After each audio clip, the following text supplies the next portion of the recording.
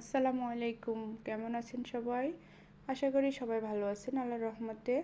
আর আজকে দুপুরে শুটকির মরিচ খোলা বানিয়ে নিলাম। অনেক দিন হয়ে গেল শুটকির মরিচ খোলাটা বেশি একটা খাওয়া হচ্ছে না, তাই আজকে দুপুরে বানিয়ে নিলাম। এখানে আমি দুটো শুটকি নিয়েছিলাম। শুটকিটাকে ভালো করে গরম পানি দিয়ে ধুয়ে পরিষ্কার করে নিয়েছিলাম।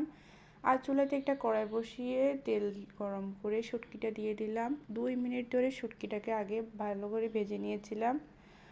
ভাজা হয়ে গেলে আমি এখানে ব্লেন্ড করে রাখা রসুনের মরিচটা দিয়ে দিলাম। রসুনের মরিচটা দিয়ে শুটকি আর রসুনের মরিচটাকে এখানে আমি 2-3 মিনিট ধরে ভালো করে একটু ভেজে নিব।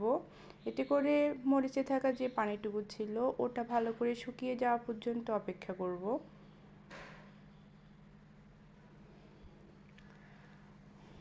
এই তো প্রায় মোটামুটি পানিটা শুকিয়ে আসছে। পানিটা শুকিয়ে যাওয়ার পরে আমি এখানে দিয়ে দিব 1 কাপ